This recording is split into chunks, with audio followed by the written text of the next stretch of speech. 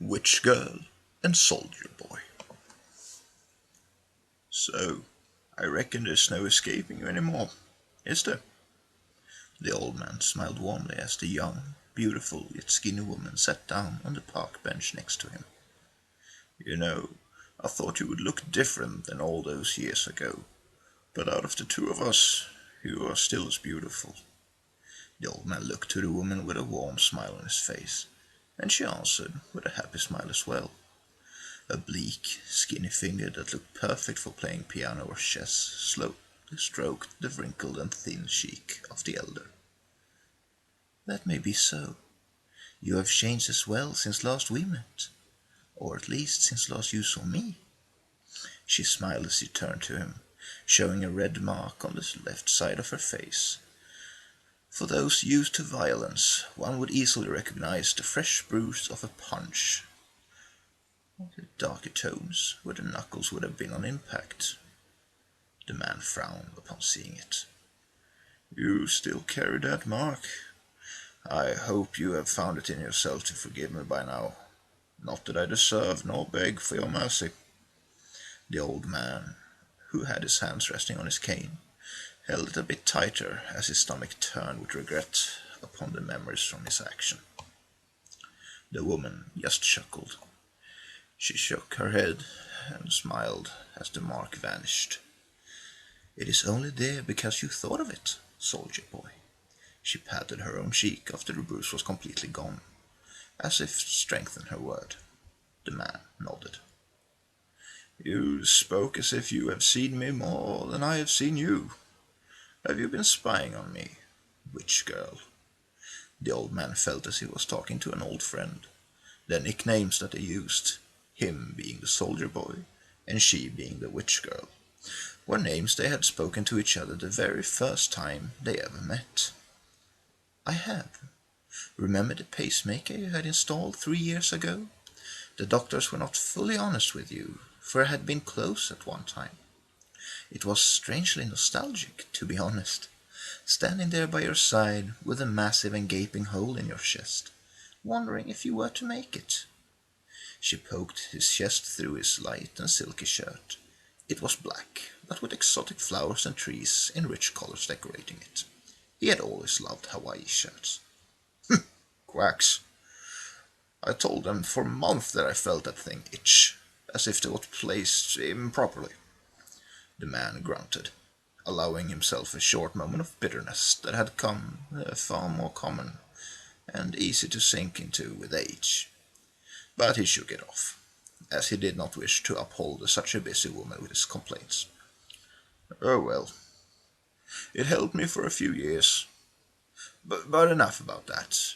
I have been looking forward to seeing you again, even if I did not expect it to be today. Nor here, for that matter. He turned his aged gaze back upon the scene before him.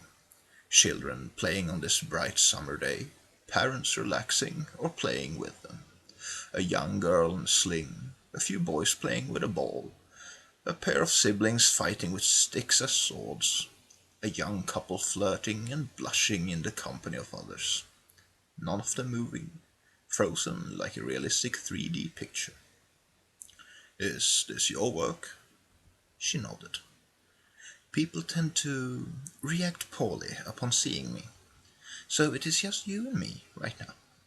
Besides, I always give people some extra time to gather their thoughts, if they can. The woman shrugged slightly, making her loose dress slip slightly down over the bony shoulder. But the old man was beyond the age of bothering to look at a younger woman like that. Instead, he nodded. I do have some questions, if you do not mind. I have all the time in the world, she replied, in a way that made the old man realize that it was not just an expression, but a truthful statement referring to her powers. Go ahead, ask away. Thank you, my dear. I've always been thinking about this matter for well over past 50 years now, to narrow them down into what I could not figure out myself. I know who you are, my dear, but how do you do it? From my research, you'd have to be in different places all around the world, with just a second or less to do the travel. He leaned forward on his cane and looked at the still, frozen world around him. They were still moving when I saw you walking down the path towards me, after all. The woman nodded at his question and leaned forward as well, supporting her upper body placed on her elbows and knees. It is complicated to explain in your language, but it all comes down to time and how one sees it. For your kind, time both exists and it does not. You live, so you experience it. Things around you move and has life of its own, so you can see it. But you cannot create it nor affect it. For you, time is that dark stain on the wall that you don't know how it got there, only that you cannot do anything about it. She peeked carefully at the elder man to see if her explanation found fertile soil, and it seemed so. To explain it further, I have always existed, and always will. This makes me outside of time and constant. I do not grow up, grow old, or grow in size. I was like this at the beginning and at the end. To me, everything has already happened. I saw your kind leave the trees, leave the planet, and eventually leave history. Meaning that I had all the time in the world to do whatever I wanted, no longer bound by duty. However, I soon realized that without you lot around me, even if most of you hate me, there was little excitement left. And this is where it gets complicated in your language. As she paused, the old man shifted his neck and shoulders some to relax better, a humane attempt to get comfortable and thus take in the hard information, much like a child in class. She continued. See, when you always have, are, and will exist, you know all those things that at the same time are everywhere at the same time. There is just one of me, but I am in a way always everywhere. Right now, I am also sitting with a sick boy in Thailand, sitting on a plane on my way to Sweden, and on a bus in Wales seeking the right apartment for a woman. Just to name a few. I realized in the end that I've enjoyed your world, to travel it and experienced living among you. So I constantly start anew, living a life by traveling to certain people who are at the end of the time. That way I get to travel the planet almost endlessly, from start to end. As every time I only meet a few thousand. I meet you for the first time in one of my lives, and then in another I meet you the other. But I have lived many eternities and met more than millions of people since then. She smiled, and it was clear that the things she spoke of was as common and easy to understand as a piece of watermelon, at least for her, even if it was not for this old man. His brain was struggling to follow the tale, but he slowly seemed to understand most of it. So, what you're saying is that you live an endless life over and over again, traveling as a mortal to meet the other people whose time is up, and repeating this until the end of time, and then do it all again, but meeting different people in different places. His already wrinkled brown furrowed deeper, as he tried to explain it shortly for himself, in more simple words. She did not lie when she said it would be hard to explain and understand it in the language of mortals. Quite. And since I at the end went back to the beginning and started doing it, I have also always done it. There is a version of me where I have met every living creature, even animals and plants. That version of me is both the saddest and the happiest, for there is no one else to meet in a way where I am permitted. But at the same time, that me has also gotten to know everything the world and its people have ever had to offer in all times, and is filled with memories worth an eternity due to it. The woman looked out into nothingness as she remembered her future self, feeling what she were to feel once she ran out of people and creatures to meet at the end of their lives. The old man leaned back against the bench and looked with troubled eyes upon the young woman, feeling deeply sorry for the future that somehow also was her past and current herself. He could not fully absorb all that she told him. His mind was only 85 years old, far too young and mortal to comprehend the existence and logic of immortals. "I'm saddened to hear, my dear, that you must one day, or rather have or are experiencing the rest of eternity alone. Do you not have any family of your own, or friends amongst us to meet with? Granted, I know not where we end up after this, but since you guide us, you can surely access it as well. That place." He looked at her with a sheepish smile, doing his best to try and match her logic. The eternal woman smiled warmly, but she shook her head. "Sadly, no. I wished for eternity, and I was so granted, both as a punishment and as a reward. Eternity is what one does with it, but in my role I had limitations. I may meet with you mortals for short periods of time in this world, but not in the next. Most of my encounters with you are as unique as welcoming the others." Her words made the old man's gut turn a bit again, and he remembered the first encounter with regret. He had never fully forgiven himself for what happened that day, and even though he had already committed horrible crimes against humanity before it, it was that one punch. He had been a soldier, an ant in a massive hive, impossible to tell apart from the others, a pawn that could be both lost or returned, and it would not make any differ in the threads that weaves the universe he was part in. On orders, and like a loyal man of his country, he had followed any and all orders given to him by his superiors. Be it manning the turrets against an incoming horde of enemy soldiers, taking the helm of the trooper ship to silently guide his own comrades to shore, gunning down civilians in their humble homes of clay and straw because there might be hidden soldiers amongst them. He had done many things that he had directly or indirectly hurt and even ended the lives of many during those years. Heck, there were still reports of the mines that his company dug down were still going off and severing limbs of today's children.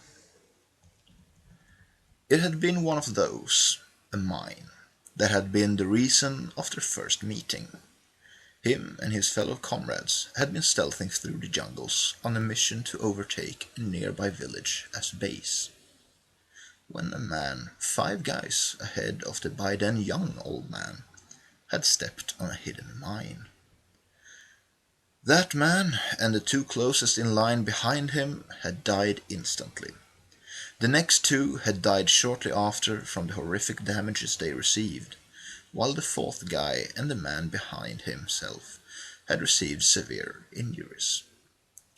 He remembered flying from the sheer force of the explosion, shielded by the many brothers in arms that was before him, but still got struck by shrapnel and body parts. He had landed awkwardly against the thickness of a large tree, only to fall down on his back with a leg beneath. It broke in 2 locations. The monotone, ringing sound pierced his mind as he struggled to maintain consciousness, not yet feeling the pain due to the shock. Unable to move the broken, non-responsive leg, and slowly the pain from the many cuts and burns of the explosion came over him, as well as the alien pain of his entrails being in contact with the ground. A large piece of shrapnel, or possibly bone, had struck him in the stomach, but from the force of his impact and crash, it had cut him up further, to the point of his guts now having free access to pour out. Bleeding all over, struggling to maintain his organs and scoop them up with dirty, bloody hands, ears ringing and his mind threatening to shut down due to the pain and shock of it all, he suddenly found himself in company. Next to him sat a young, skinny woman. Her skin was surprisingly pale for the strong and constant sun that this land offered. Her dress, fully black and loosely tied, slid off one of the bony shoulders to reveal a bit more of her cleavage. She looked at him with pity, clearly feeling sorry for him. "Your friends.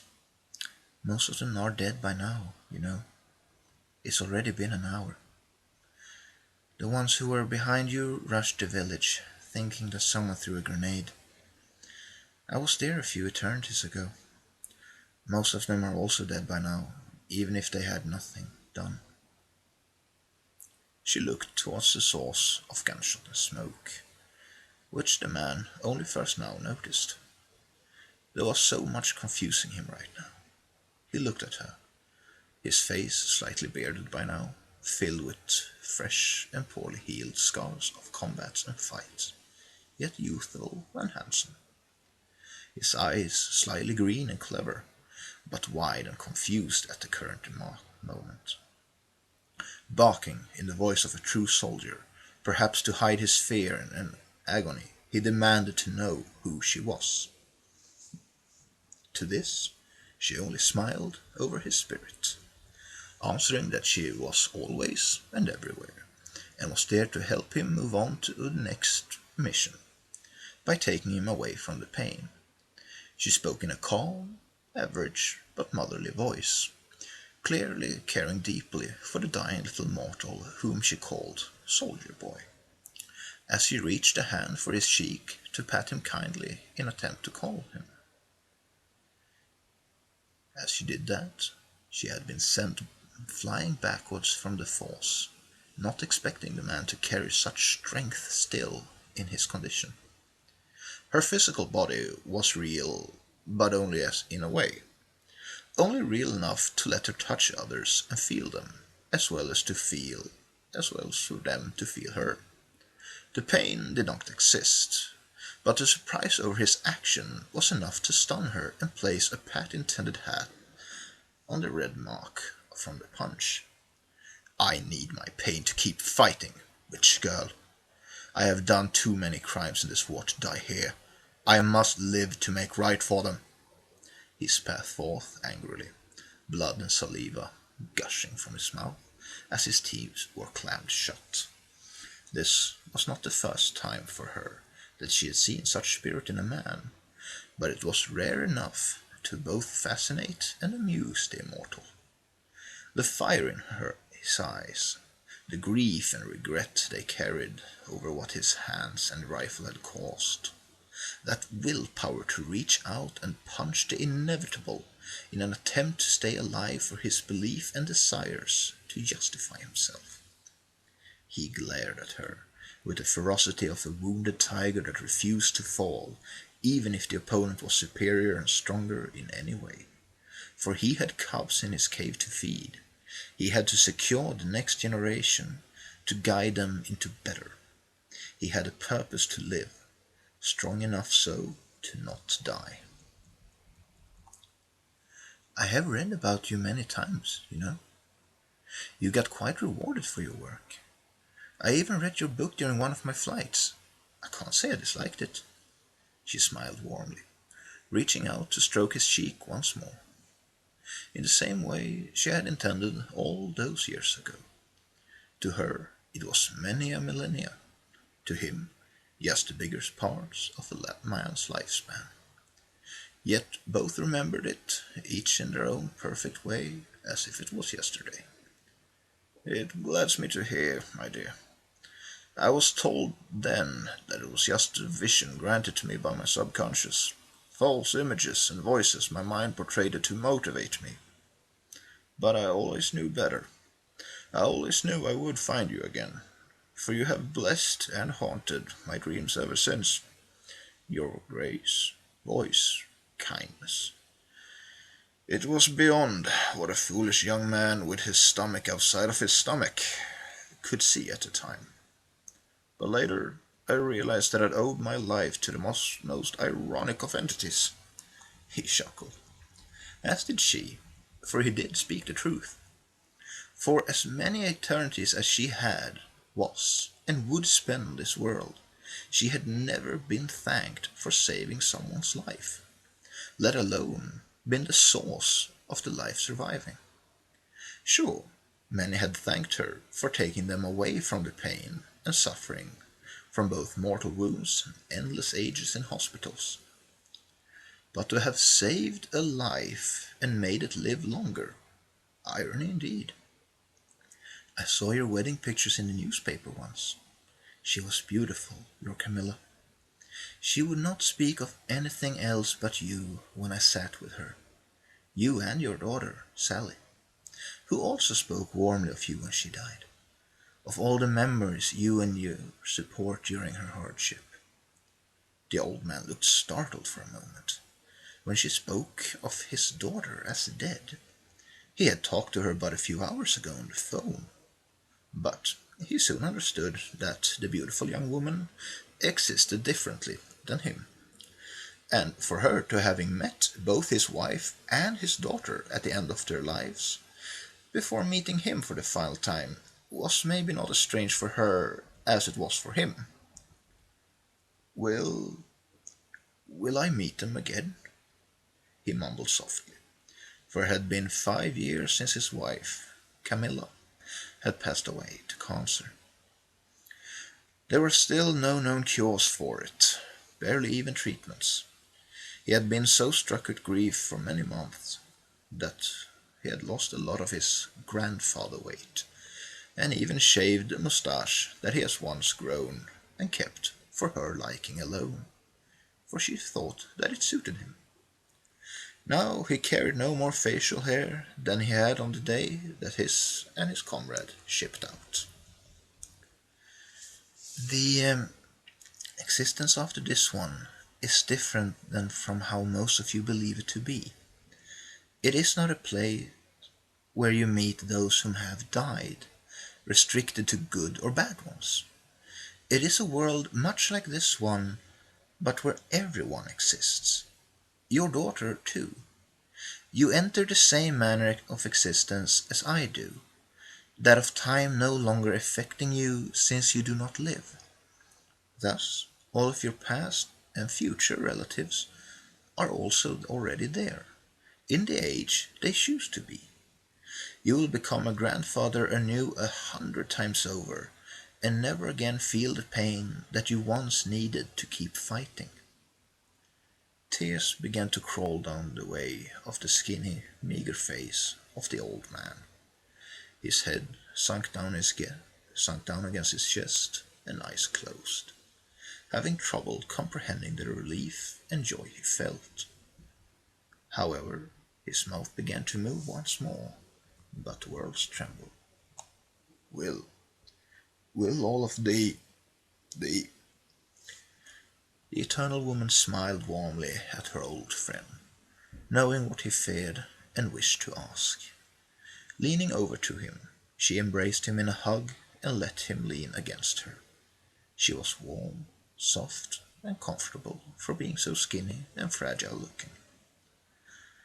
Her words were as warm as loving as always. They will all be there too, but in a place that allows them such freedom and joy that they do not feel hate nor anger.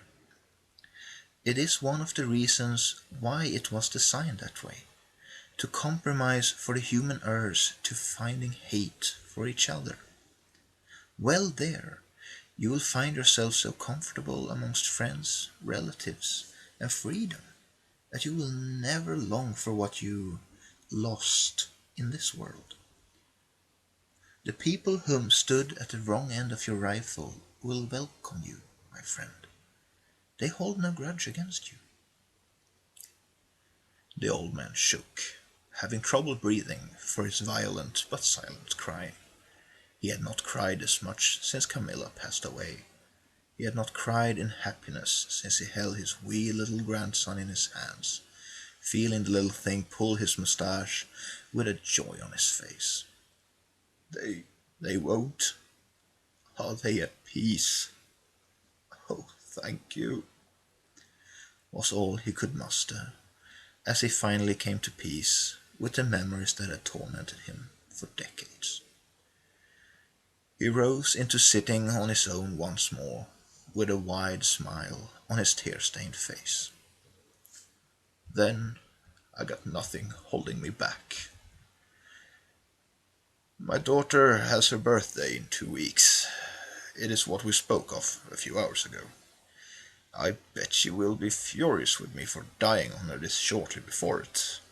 But we had a very warm and wonderful talk about her childhood today.